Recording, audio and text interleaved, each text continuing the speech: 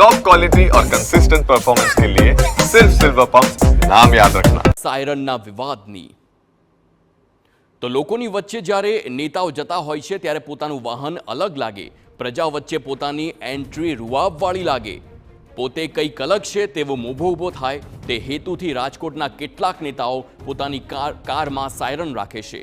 જોકે હવે આ જ મુદ્દે મોટો ખુલાસો થયો છે કે આરટીઓએ પદાધિકારીઓને આવું કોઈ પણ સાયરન રાખવાની મંજૂરી આપી નથી।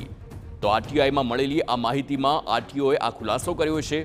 માત્ર ને માત્ર ઇમરજન્સી વાહનોને જ સાયરનની મંજૂરી અપાઈ છે। તો આ બાબતે રાજકીય આક્ષેપબાજી પણ શરૂ થઈ ગઈ છે।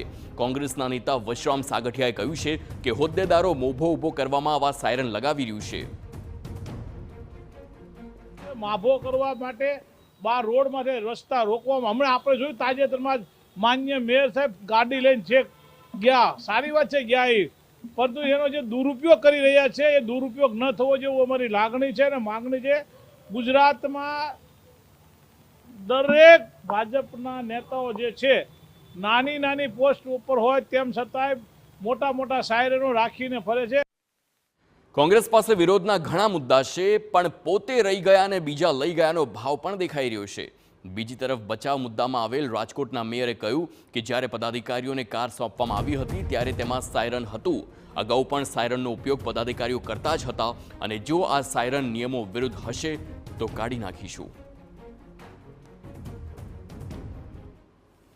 આ નિયમ પ્રમાણે જો લેખિતમાં કોઈ હશે તો એ પ્રમાણે દૂર કરવામાં આવશે, પણ બાકી આમ જોઈએ તો વર્ષોથી પદાધિકારીને જ્યારે ગાડી મળતી એની ઉપર સાયરન હતું જ।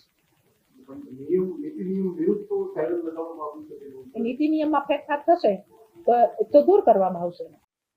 જૂના જમાનામાં જ્યારે રાજાઓ પ્રજાની વચ્ચે જતા તો છુપા વેશમાં જતા જેથી પ્રજાની સાચી સ્થિતિનો ખ્યાલ આવે, ત્યારે હવેના નેતાઓ સાયરનના સ્વરૂપે ઢોલ નગારા વગાડીને જાય છે। ત્યારે સવાલ એ છે કે શું આજના નેતાઓને લોકોની સાચી સ્થિતિને જાણવામાં રસ છે ખરો કે પોતાની પબ્લિસિટીમાં રસ છે, તે સવાલ થઈ રહ્યો છે।